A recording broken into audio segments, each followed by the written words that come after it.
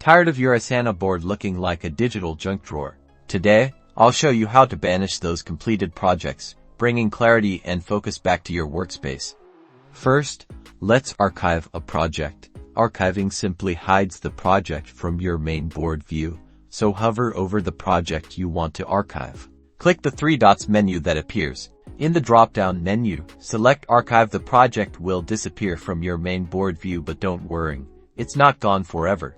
To find your archived projects, click on the search bar at the top of your Asana window and type Archived Projects. Click on the Archived Projects option in the search results. This will show you a list of all your archived projects. Now, if you want to bring a project back, click the three dots next to the project you wish to restore, and select Unarchive. The project will reappear on your main board. Finally, for the ultimate declutter, let's permanently delete a project again.